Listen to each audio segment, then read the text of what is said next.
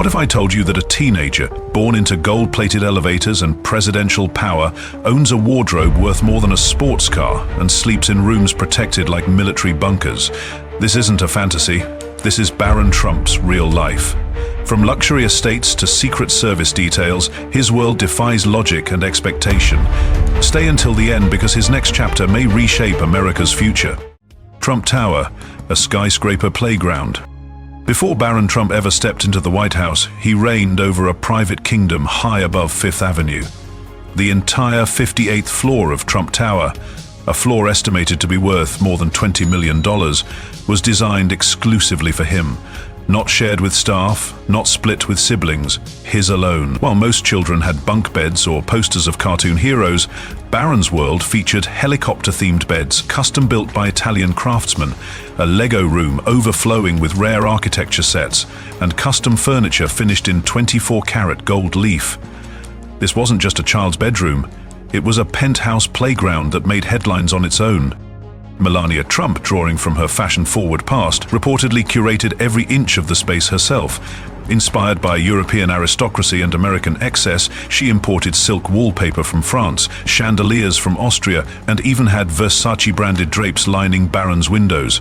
On the floor outside, Barron had private elevator access, no neighbors, no hotel guests, just personal security and a team of household staff. It was said that when guests were invited, they passed through 2 separate screening checkpoints just to reach the entrance to his suite.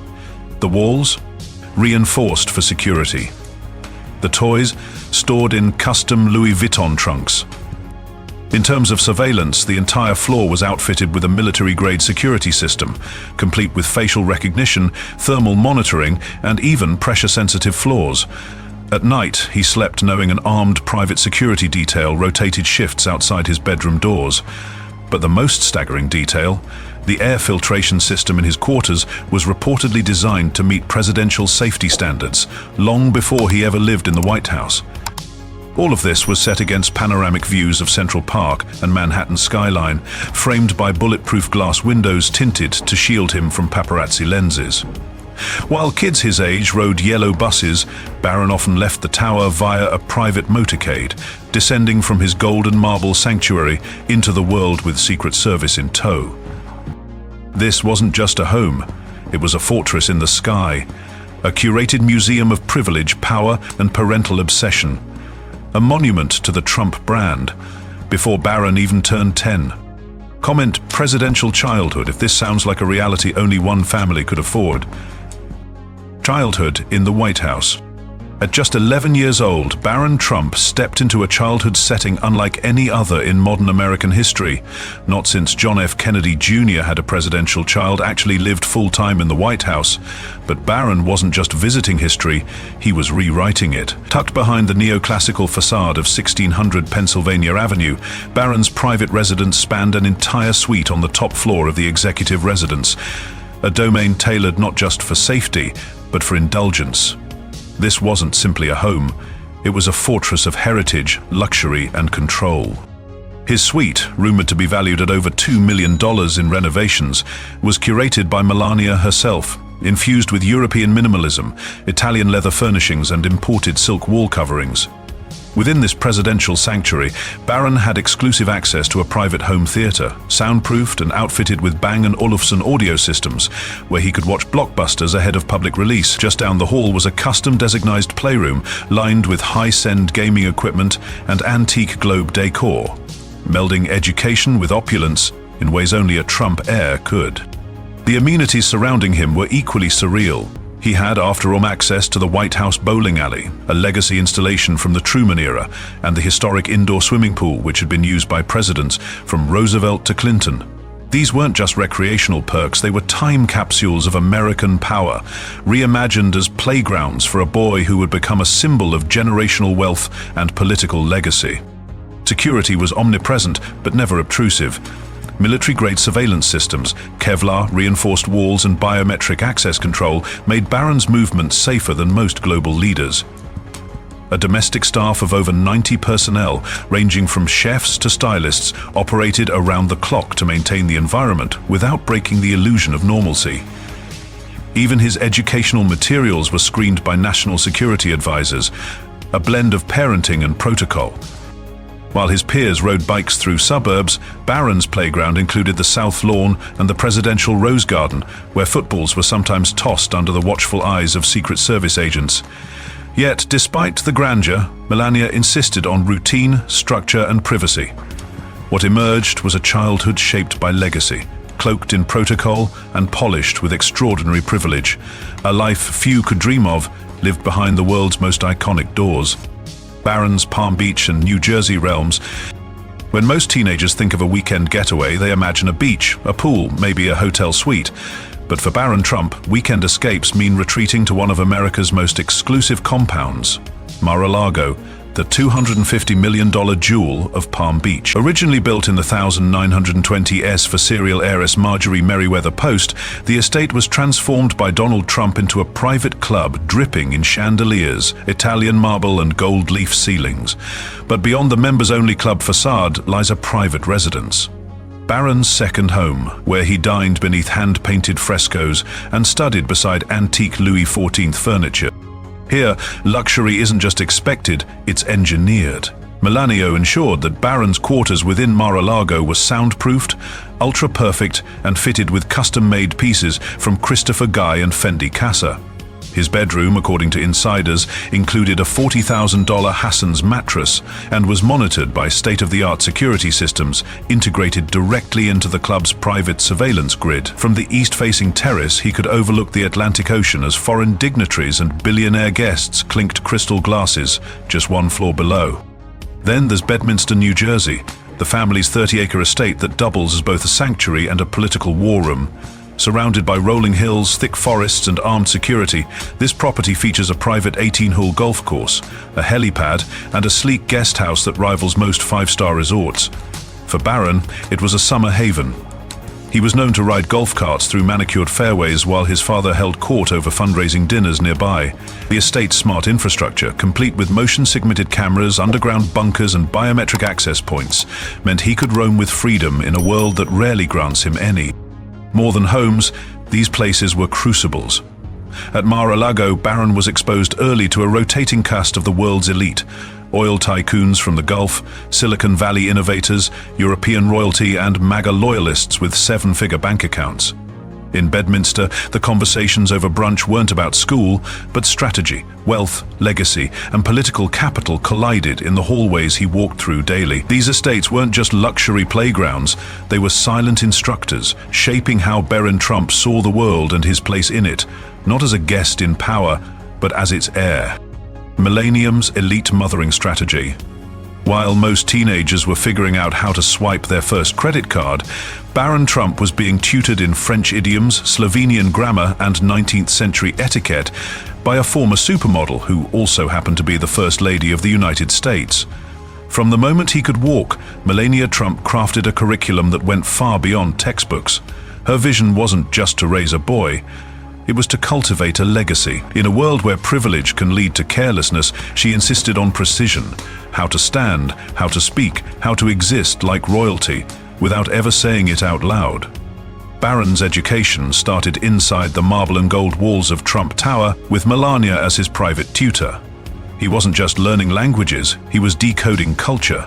Slovenian tied him to his mother's heritage. French gave him European poise, and English, polished by elite speech coaches, positioned him as a future global statesman. But Melania's training didn't stop at linguistics. His daily routine mirrored that of an aristocrat in finishing school. Breakfast was a curated meal of omega-rich smoothies, European grains, and organic fruits. Skincare wasn't optional. His regimen reportedly included La Mer moisturizers, a brand known for selling $500 jars of cream to Hollywood royalty. His loungewear? Cashmere sets from Ralph Lauren Purple Label, and custom-tailored pieces that most adults would only see on a runway.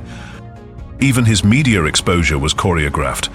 Melania kept him out of public school and away from flashing cameras, not because she feared the spotlight, but because she understood its power. She preserved his mystique while building a brand. When he did appear, whether at Mar-a-Lago's Easter brunch or beside his father on Inauguration Day, he exuded the calm, composed confidence of someone twice his age. That wasn't accidental, that was training. But while the world debated politics, scandals, and legacies, Melania was raising a boy the old-fashioned way, with rules, refinement, and relentless control over his surroundings. In doing so, she didn't just prepare Barron for the world of wealth, she prepared him for a world that would expect him to dominate. Comment elite parenting if you think Melania's strategy was more calculated than we ever realized. Designer suits and diamond watches. Before he was even old enough to vote, Barron Trump had already mastered the language of luxury. While most kids his age were navigating hoodies and sneakers, Barron's wardrobe whispered influence in a different dialect. Tailored Italian cuts, silk lapels, and cufflinks that caught light like camera flashes. From the moment he stepped onto the public stage, whether descending the steps of Air Force One or posing beside his father at Mar-a-Lago, his look wasn't just polished, it was precision engineered. His suit game rivals that of seasoned politicians and CEOs. Armani, Ralph Lauren, Purple Label, and Brioni are the foundations of his closet, names that signify power even before a word is spoken. Each ensemble is custom-fitted, not just to his measurements, but to his evolving public persona.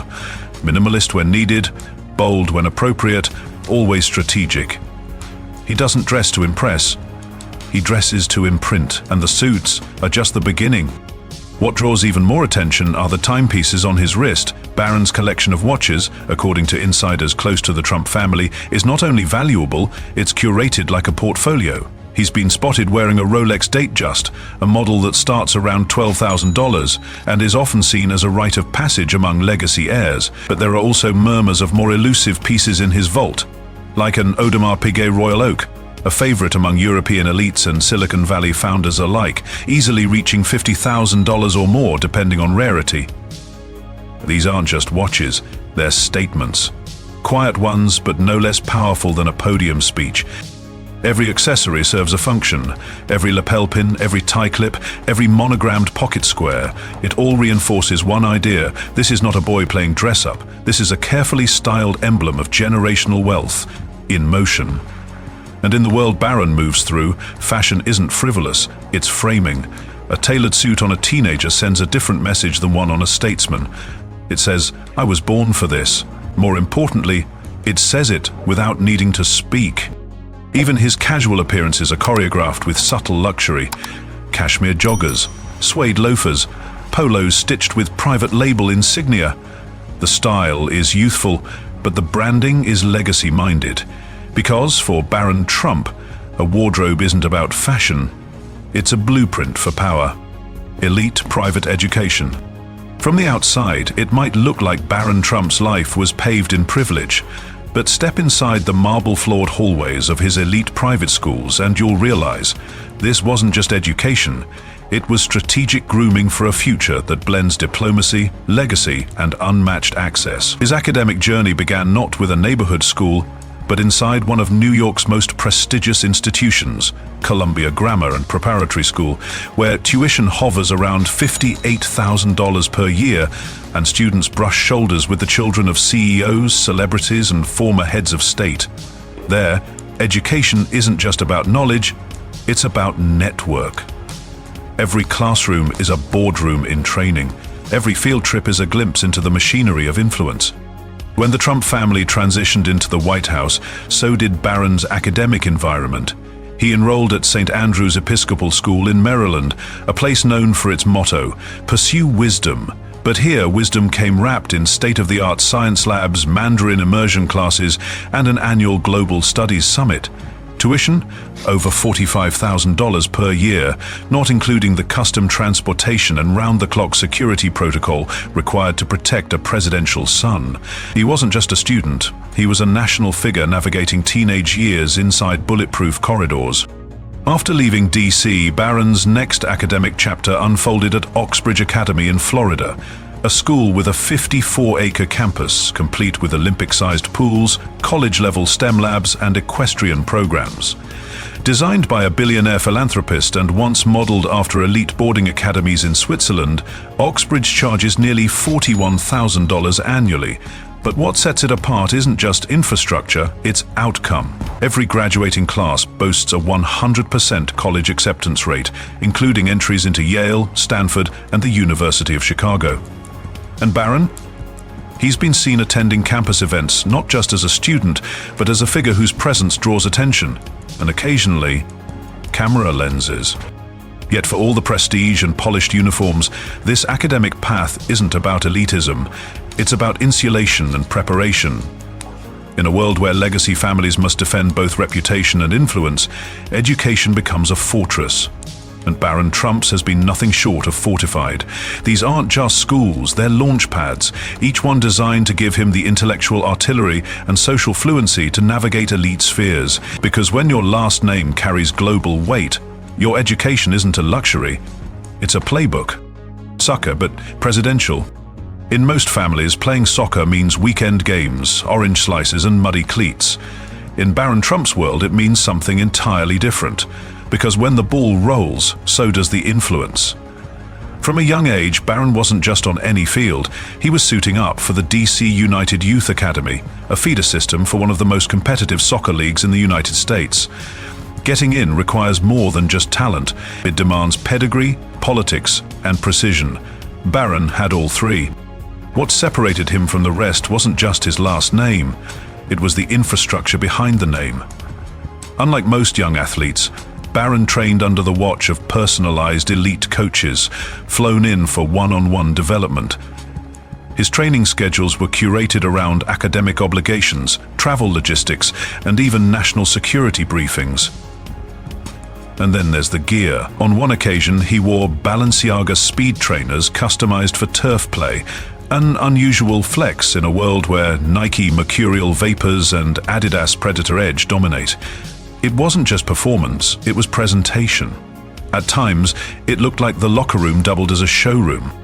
But what elevates this story is the presidential backdrop.